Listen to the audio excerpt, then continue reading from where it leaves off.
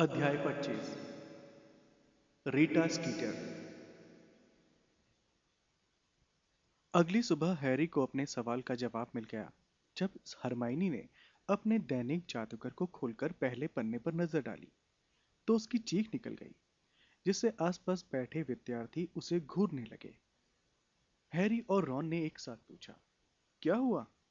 जवाब में उसने टेबल पर अखबार फैला दिया और 10 ब्लैक एंड व्हाइट फोटोग्राफ्स की तरफ इशारा किया, जिनसे पूरा पेज भरा हुआ था।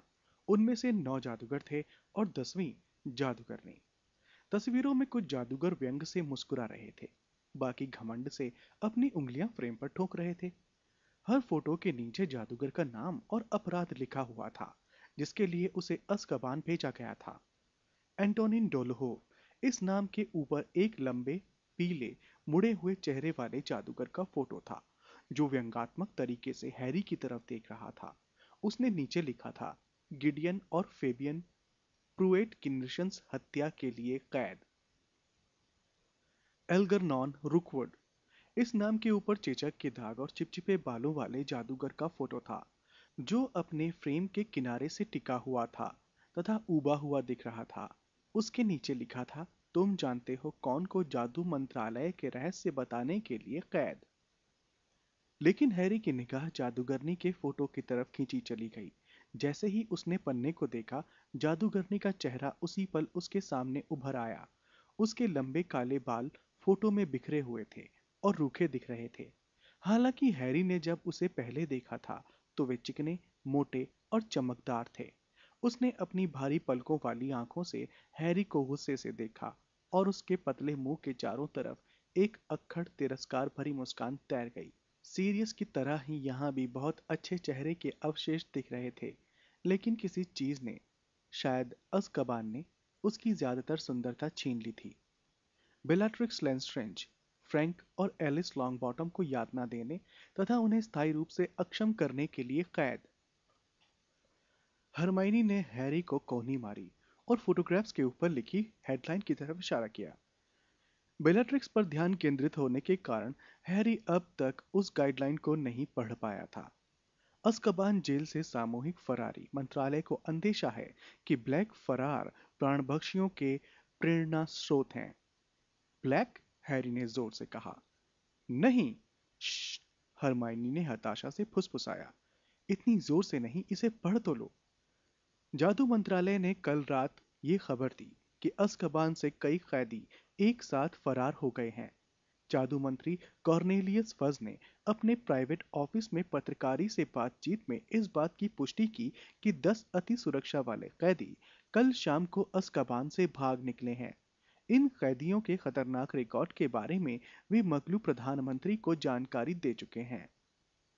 फज ने कल रात को कहा, बहुत दुर्भाग्यपूर्ण है कि हम 2.5 साल पहले की ही स्थिति में आ गए हैं, जब हत्यारा सीरियस ब्लैक फरार हो गया था। हम ऐसा मानते हैं कि फरार होने की ये दोनों घटनाएं जुड़ी हुई हैं। इतने बड़े पैमाने पर हुई फरारी में बाहरी मदद की आशंका से इनकार नहीं किया जा सकता। हमें ये नहीं भूलना चाहिए कि ब्लैक अज़्काबान से भागने वाला पहला कैदी था और वो इस काम में दूसरों की मदद कर सकता है। फरार होने वालों में ब्लैक की कजिन बेलाट्रिक्स लेस्ट्रेंज भी शामिल है और हमें लगता है कि ये अपराधी ब्लैक को अपना रीडर मानते होंगे। बहरहाल, हम अपराधियों को पकड़ने के लिए एड़ी चोटी का जोर लगा रहे हैं और जादुई समुदाय से चौकस तथा सावधान रहने का आग्रह करते हैं। किसी भी स्थिति में इन अपराधियों से कोई संपर्क नहीं किया जाना चाहिए। रोहन ने आश्चर्य से कहा, देखा हैरी, इसलिए वो कल रात को खुश था। हैरी गुर्राया, मुझे यकीन नहीं होता है कि फज इस सामूहिक फरारी के लिए सीरियस पर दोष मढ़ रहे हैं। उनके पास और भी रास्ता है क्या? हरमाइनी ने कटुता से कहा, वे तो नहीं कह सकते। माफ करना, डंबलडोर ने मुझे चेतावनी दी थी कि ऐसा हो सकता है। डंबलडोर ने कहा था कि अज़्काबान के पहरेदार लॉर्ड वोल्डेमॉर्ट के दल में शामिल हो सकते हैं। इस नाम से डरना छोड़ो रॉन। और अब वोल्डेमॉर्ट के सबसे प्रबल समर्थक भी भाग गए हैं। मेरा मतलब है फज। पिछले महीने पिछले 6 महीनों से सबको बता रहे हैं कि तुम और डंबलडोर झूठे हो, है ना? हरमाइनी ने अखबार पलटा और अंदर के पन्नों की रिपोर्ट पढ़ने लगी।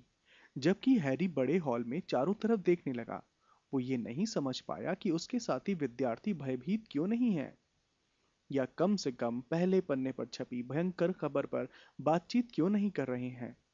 इसका कारण ये था कि बहुत कम विद्यार्थी हरमाइनी की तरह हर दिन अखबार लेते थे, इसलिए वे सभी होमवर्क और क्विडिच जैसी चीजों के बारे में बातें कर रहे थे, जबकि इन दीवारों के बाहर 10 और प्राणभक्षी वोल्डेमॉर्ट के दल में शामिल हो चुके थे।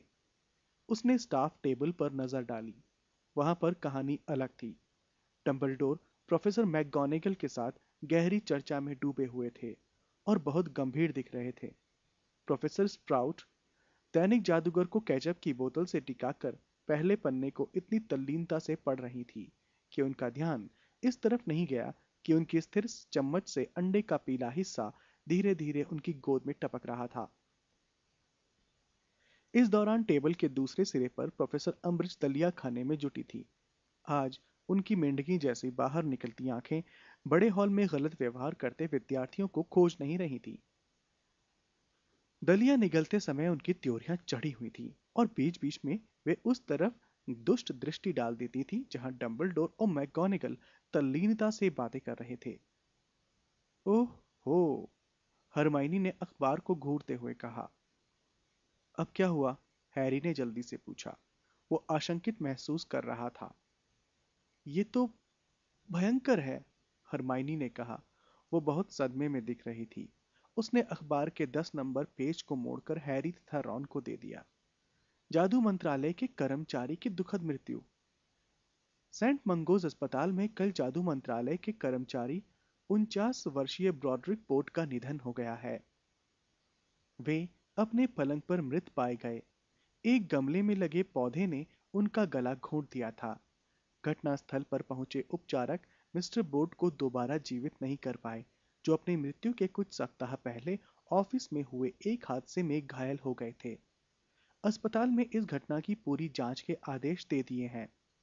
उपचारक मरियम स्ट्राउट घटना के वक्त मिस्टर बोर्ड के वार्ड की प्रभारी थी और उन्हें पूरी तनख्वाह के साथ निलंबित कर दिया गया है। वे कल टिप्पणी के लिए उपलब्ध नहीं हो सकी, लेकिन अस्पताल के एक जादूगर प्रवक्ता ने यह बयान दिया। सेंट मंगोज को मिस्टर बोर्ड की मृत्यु पर गहरा अफसोस है, जिनकी सेहत इस दुखद घटना से पहले लगातार सुधर रही थी। वार्डों की सजावट के बारे में हम सख्त निर्देशों का पालन करते हैं, लेकिन ऐसा लगता है कि उपचारक स्ट्राउट ने क्रिसमस की व्यस्तता के चलते मिस्टर बोर्ड के पलंग के पास वाली टेबल पर रखे पौधों के खतरों को नजरअंदाज कर दिया। जब मिस्टर बोर्ड के बोलने और हिलने डुलने में सुधार हुआ तो उपचारक स्ट्राउट ने उन्हें प्रोत्साहित किया कि वे उस पौधे की देखभाल खुद करें। उन्हें यह एहसास नहीं था कि ये पौधे मासूम फिल्टर ब्लूम नहीं थे, बल्कि लड़ाकू पेड़ की कलम थी। जैसे ही मिस्टर बोर्ड ने उसे छुआ, उसने तत्काल उनका गला दबा दिया। सेंट मंगोज अब तक ये पता नहीं लगा पाया है कि वार्ड में उस पौधे को किसने पहुंचाया।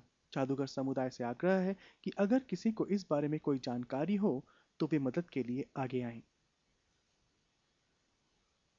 बोर्ड, रॉन ने कहा। बोर्ड? इस नाम से एक घंटी जैसी बजती है। हमने उसे देखा था, हरमाइनी फुसफुसाई। सेंट मंगोज में, याद है? वो लॉक हार्ट के सामने पलंग पर था और छत की तरफ घूरे जा रहा था, और हमने लड़ाकू पेड़ को भी कमरे में आते देखा था।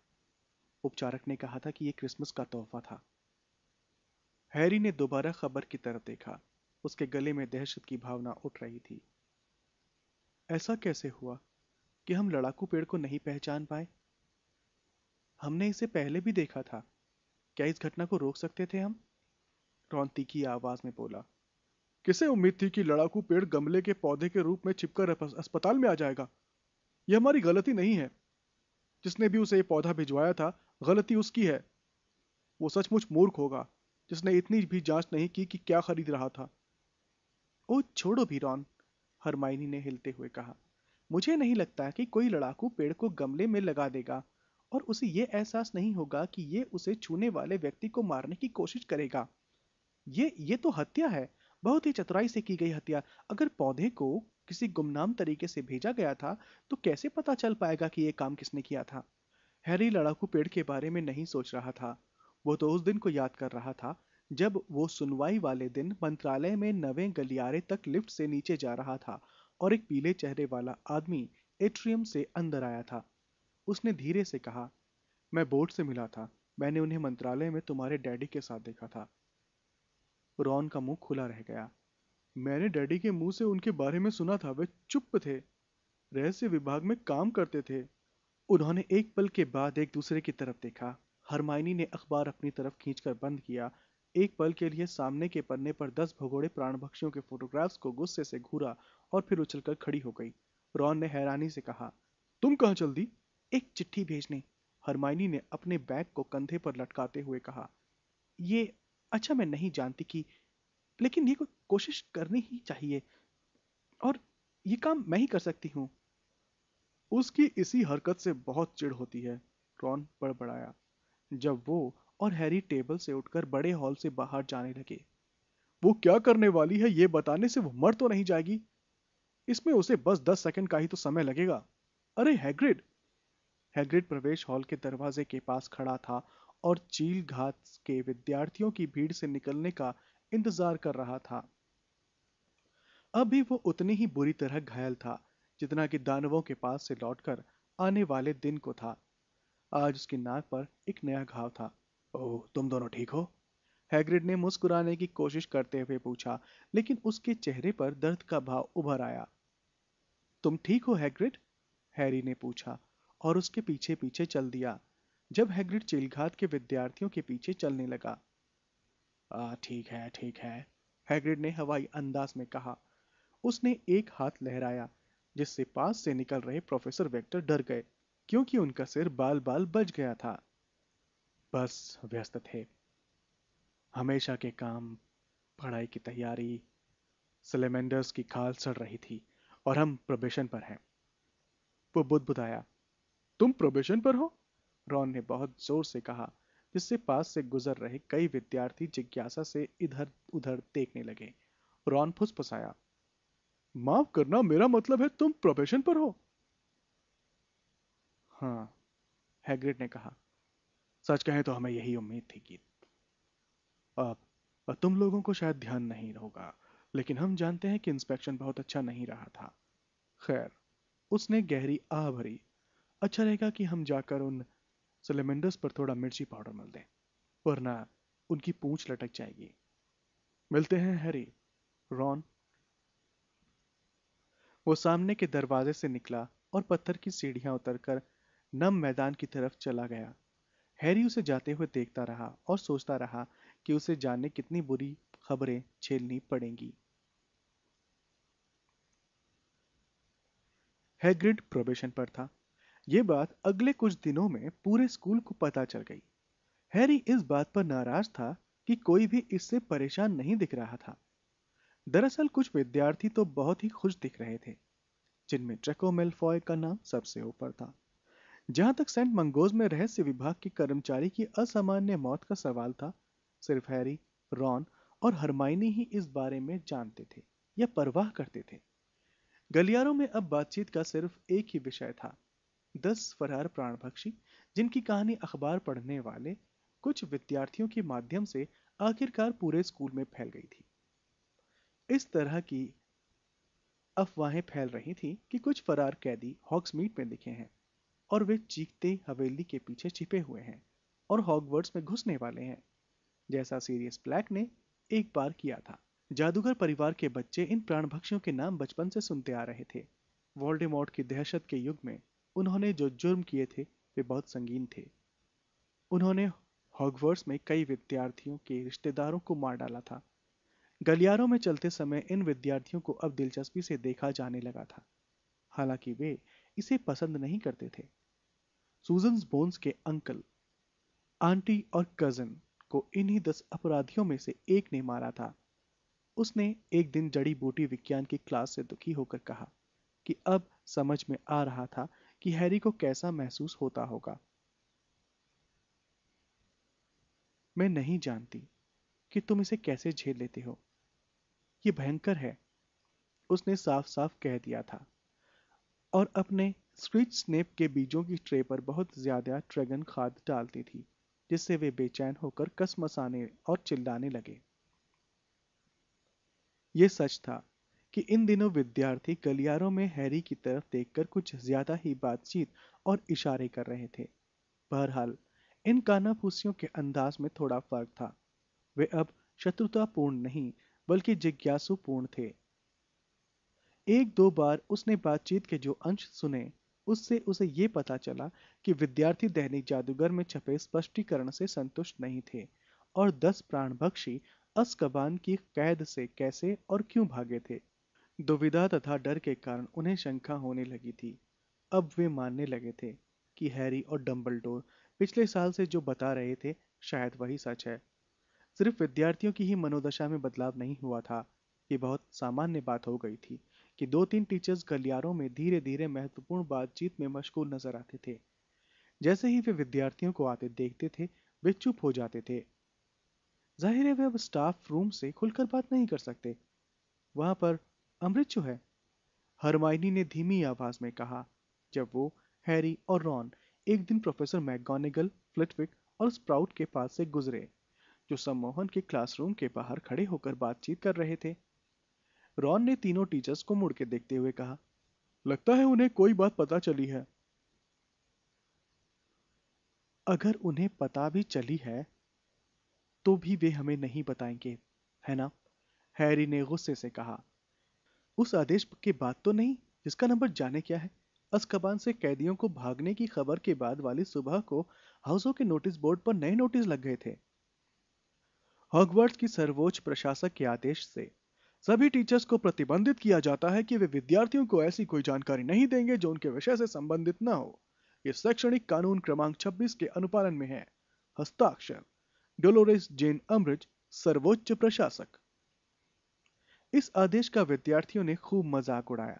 ली जॉर्डन ने अम्ब्रिज का ध्यान इस ओर दिलाया कि नए नियम की शर्त के अनुसार वे फ्रेड और जॉर्ज को क्लास के पीछे बैठकर एक्सप्लोडिंग स्नैप खेलने से नहीं रोक सकती हैं। एक्सप्लोडिंग स्नैप का गुप्त कलाओं से रक्षा से कोई संबंध नहीं है प्रोफेसर। यह आपके विषय से संबंधित जानकारी नहीं है। जब हैरी ने अगली बार ली को देखा तो उसके हाथ के पिछले हिस्से से बुरी तरह खून बह रहा था। हैरी ने उसे मर्टलेप काढ़े का मरहम लगाने का सुझाव दे दिया। हैरी को लगा था कि अज़्काबान से कैदियों के भागने के बाद अम्बरिज थोड़ी ढीली पड़ जाएंगी। उसे लग रहा था कि उन्हें इस भयंकर घटना पर शर्म आएगी जो उनके चहेते फज की नाक के नीचे हुई थी। लेकिन ऐसा लग रहा था जैसे इससे उनकी ये इच्छा और प्रबल हो गई थी कि वे पूरे हॉगवर्ट्स पर नियंत्रण कर लें।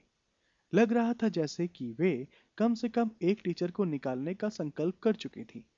अब इकलौता सवाल ये था कि पहले कौन जाएगा, प्रोफेसर ट्रिलोनी या हैग्रिड। ज्योतिष और जादुई प्राणियों की देखभाल की हर क्लास में अम्ब्रिज और उनका क्लिपबोर्ड दिखने लगा। वे मीनार के खुशबूदार धुएं के बीच आग के आसपास मंडराती रहती थी और बीच बीच में प्रोफेसर ट्रिलोनी को टोकती रहती थी। वे प्रोफेसर ट्रिलोनी की आवेशपूर्ण बातों के बीच में उनसे पक्षी विज्ञान और पशु विज्ञान के बारे में मुश्किल सवाल पूछने लगती थी। वे तो इस बात पर भी जोर देती थी कि विद्यार्थियों के जवाब देने से पहले ही वे उनके जवाबों के बारे में भविष्यवाणी करें। वे प्रोफेसर ट्रिलोनी से भाग्य दर्पण, चाय की पत्तियां और करामाती पत्थरों में अपनी निपुणता साबित करने को कहती थी। हैरी को लगा कि प्रोफेसर ट्रिलोनी इतने दबाव में जल्दी ही टूट जाएंगी।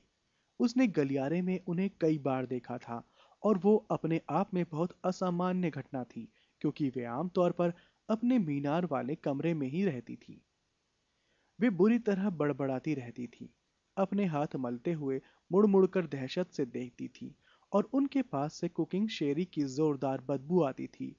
अगर हैरी हैग्रिड के बारे में इतना चिंतित नहीं होता तो उसे उनकी हालत पर अफसोस होता, लेकिन अगर उनमें से किसी एक को नौकरी से निकाला जाने वाला था तो हैरी की राय स्पष्ट थी कि हॉगवर्ट्स में किसे रहना चाहिए। दुर्भाग्य से हैग्रिड का प्रदर्शन भी ट्रिलोनी से बेहतर नहीं था। हालांकि हरमाइनी की सलाह पर सब चल रहा था और क्रिसमस से पहले उसने उन्हें क्रब से ज्यादा डरावना कोई प्राणी नहीं दिखाया था। मुड़ी हुई पूंछ को छोड़कर यह प्राणी जैक रसेल टेरियर जैसा ही था, लेकिन उसकी हिम्मत भी जवाब दे गई।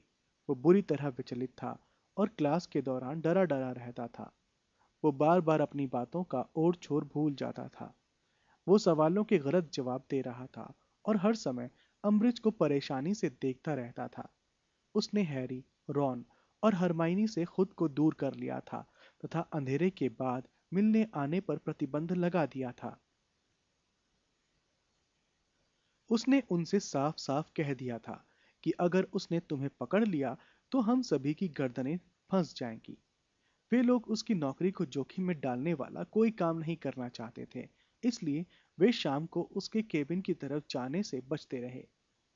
हैरी को यह लगा कि अम्बरिश धीरे धीरे उसे हर उस चीज से महरूम कर रही थी जिनके कारण हॉगवर्ट्स में रहना मजेदार था। हैग्रिड के केबिन की यात्रा, सीरियस की चिट्ठियां, उसकी फायरबोल्ट और क्विडिच। उसके पास प्रतिशोध लेने का बस अब एक ही तरीका था, वो डीए में दोगुनी मेहनत करने लगा। हैरी ये देखकर खुश था कि 10 प्राणभक्षियों के फरार होने की खबर के बाद सभी विद्यार्थी कड़ी मेहनत करने लगे थे, यहाँ तक कि जकारियस स्मिथ भी। लेकिन सबसे ज्यादा सुधार नेविल में हुआ था। उसके माता पिता के हमलावरों के भागने की खबर से उसमें एक अजीब और थोड़ा दहशत भरा परिवर्तन हुआ था। उसने एक बार भी इस बात का जिक्र नहीं किया था कि वो सेंट मंगोस के वार्ड में हैरी, रॉन और हरमाइनी से मिला था। इसलिए उसकी भावनाओं का ध्यान रखते हुए वे भी इस बारे में चुप्पी साधे रहे। न ही उसने बेलाट्रिक्स और उसके क्रूर साथियों के भागने के बारे में कुछ कहा। सच तो ये था कि नेविल डीए मीटिंगों में अब बहुत कम बोलता था, लेकिन वो हैरी के सिखाए हर नए मंत्र और प्रतिकारक मंत्र पर जमकर मेहनत करता था। उसका मोटा चेहरा एकाग्रता से भिज जाता था और वो चोटों या दुर्घटना की परवाह किए बिना मेहनत करता रहता था। उसमें इतनी तेजी से सुधार हो रहा था कि देखकर डर लगने लगता था। जब हैरी ने छुटपुट मंत्रों को हमलावर की तरह पलटाने वाला कवच सम्मोहन सिखाया तो सिर्फ हरमाइनी ही उसे नेविल से ज्यादा जल्दी सीख पाई। नेविल डीए की मीटिंगों में जितना प्रगति कर रहा था, उतनी ही हैरी गुप्त विद्या में प्रगति नहीं कर पा रहा था। स्नेप के साथ हैरी की प्रैक्टिस शुरुआत से ही बुरी थी और उसमें कोई सुधार नहीं हो रहा था। उल्टे हैरी को लग रहा था कि हर सबक के बाद उसकी हालत पहले से ज्यादा खराब होती जा रही थी। गुप्त विद्या सीखने से पहले उसका निशान कभी कभार ही दुखता था। ऐसा आम तौर पर रात को होता था या तब होता था जब वो वोल्डेमॉर्ट के विचारों या मनोदशा की अजीब झलक महसूस करता था। बहरहाल उसका निशान हर वक्त दुखता रहता था। अक्सर उसे अजीब सी चिढ़ या खुशी का एहसास होता था, जिसका उसके साथ हो रही तत्कालीन घटनाओं से कोई संबंध नहीं होता था। ऐसे समय उसके माथे में हमेशा तेज दर्द होने लगता था। उसे ये भयंकर एहसास हो रहा था कि वो धीरे धीरे एक तरह का एंटीना बन गया था, जो वोल्डेमॉर्ट के मूड में होने वाले छोटे छोटे परिवर्तनों को पकड़ लेता है। उसे यकीन था कि उसकी अति संवेदनशीलता गुप्त विद्या के प्रशिक्षण के बाद से ही शुरू हुई है। यही नहीं, अब वो लगभग हर रात को सपने में रहस्य विभाग के गलियारे में जाने लगा था। सपनों के आखिर में वो हमेशा उस काले दरवाजे को हसरत से ताकता रहता था। जब हैरी ने ये बात हरमाइनी और रॉन को बताई तो हरमाइनी चिंतित दिखते हुए बोली, शायद ये किसी तरह की बीमारी है। बीमारी या ऐसी ही कोई चीज। हो सकता है ये पहले बिगड़ती हो उसके बाद ही ठीक होती हो। स्नेप के साथ गुप्त विद्या के अभ्यास से तो हालत बिगड़ रही है, हैरी ने सपाट लहजे में कहा। मैं निशान के दुखने से तंग आ गया हूँ और हर रात को उस गलियारे में चलते चलते बोर हो गया हूँ। उसने गुस्से में आकर अपना माथा मला। काश वो दरवाजा खुल जाए। मैं उसे ताकते ताकते परेशान हो चुका हूँ। हरमाइनी ने तीखे स्वर में कहा, यह हंसी की बात नहीं है हैरी। डंबलडोर नहीं चाहते हैं कि तुम उस गलियारे के बारे में सपने देखो, वरना वे स्नेप से गुप्त विद्या नहीं सीख पाते। तुम्हें इसमें थोड़ी ज्यादा मेहनत करनी पड़ेगी। मैं मेहनत कर रहा हूँ, हैरी ने परेशान होकर कहा। तुम इसे कभी करके देखो। जब स्नैप तुम्हारे दिमाग के भीतर घुसने की कोशिश कर रहे हो, यह छोटी मोटी बात नहीं है। शायद, रॉन ने धीरे से कहा। शायद क्या? हरमाइनी ने तेजी से पूछा। शायद ये हैरी की गलती नहीं है कि वो अपना दिमाग बंद नहीं कर पा रहा है, रॉन ने रहस्यमय अंदाज में कहा। हरमाइनी ने पूछा, तुम्हारा क्या मतलब है? देखो, शायद स्नैप हैरी की मदद करने की कोशिश नहीं कर रहे हैं। हैरी और हरमाइनी उसे घूरने लगे। रॉन उनकी तरफ अर्थपूर्ण निगाह से देख रहा था। शायद, उसने दोबारा धीमी आवाज में कहा, वे हैरी के दिमाग को थोड़ा और खोलने की कोशिश कर रहे हैं, ताकि तुम जानते हो कौन आसानी से। चुप रहो रॉन, हरमाइनी ने गुस्से से कहा। तुम स्नैप पर पहले भी 1000 बार शक कर चुके हो, लेकिन तुम्हारा शक कभी सही साबित नहीं हुआ। यह काफी होना चाहिए कि डंबलडोर को उन पर भरोसा है और वे मायापंछी के समूह में काम करते हैं। रॉन ने हठी अंदाज में कहा, स्नैप कभी प्राणभक्षी थे और हमें अब तक कोई पुख्ता सबूत नहीं मिला है कि उन्होंने सचमुच पाला बदल लिया है। हरमाइनी ने जवाब दिया, डंबलडोर उन पर भरोसा करते हैं, और अगर हम डंबलडोर पर भरोसा नहीं कर सकते तो किसी पर भी नहीं कर सकते।